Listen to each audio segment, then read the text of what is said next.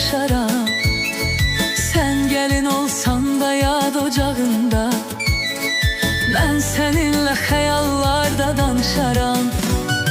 Yine sen eşkinle yanar alışaram. Bu qara bəxtimlə küsüb barışaram. Sen gelin olsan da yad ocağında, ben seninle hayallarda danışaram.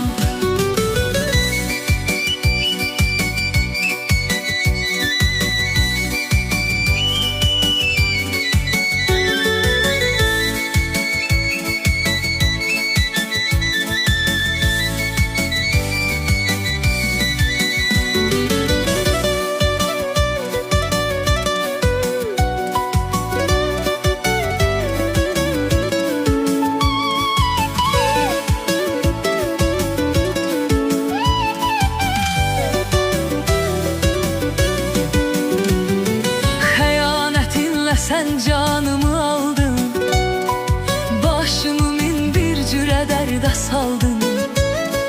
Yarım getdi özgəsinə yar oldu.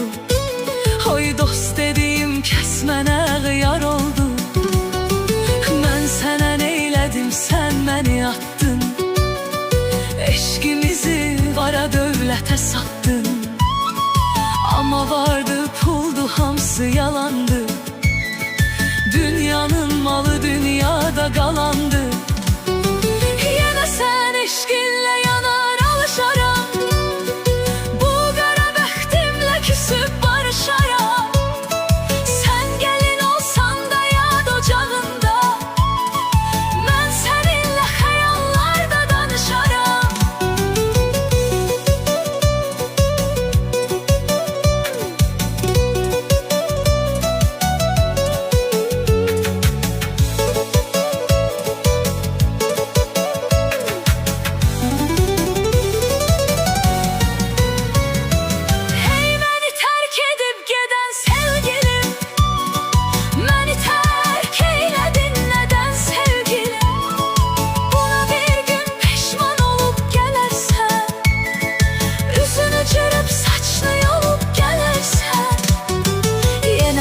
Eşkinlə yanar alışaram.